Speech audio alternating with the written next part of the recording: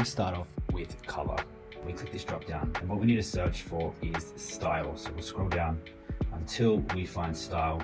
Everything below style we'll use. We'll link every color to this system, and therefore it will become consistent, cohesive.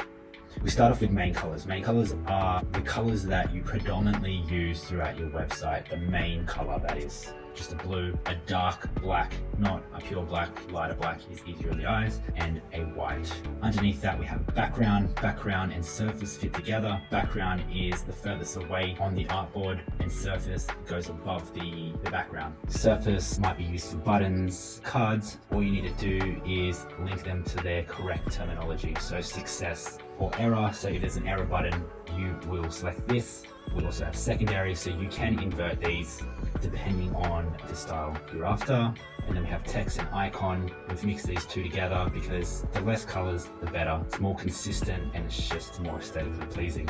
We have gray primary, gray secondary. Gray primary will mostly be used on the main heading text. Gray secondary will be subheading text or paragraph text. They're less important. And then tertiary and disabled, accent primary, other types that you can go into and look further. We go to border. So the different types of borders we have is primary, secondary, and disabled. For example, we click a card, border secondary. Primary is quite strong, so I like to use the secondary. It's just easier on the eyes. Underneath that, we have decorative. So decorative is less commonly used throughout the website, but to give it a bit more flair, we can use these types of decorative colors, stronger colors, and then pastel colors, depending on the use case and the project brief. So that's colors. You might just need to go through this and just get a better understanding. But once you start assigning these colors correctly, future projects just become a lot easier because you just click the whole board. You can find all the colors and you can simply change them all at once. So maybe I want to use a darker green, so I click that.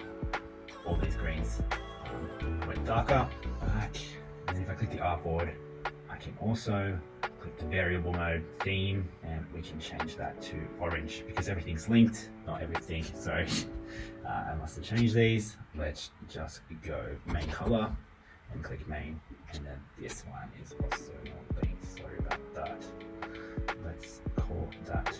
Let's just call that accent primary for now. Okay. So if we click this again, we click pink. See, it's all linked now.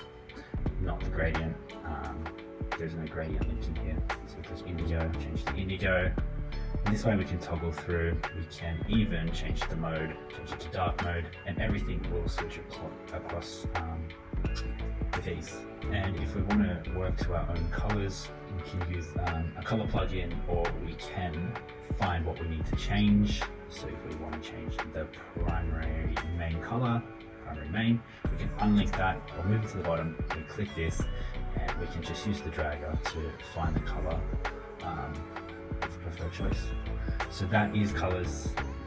It might take a little to get used to. So doing this, you will speed up your workflow, you'll work more consistently, and you will grow as a designer. So let's move on to the next one, typography.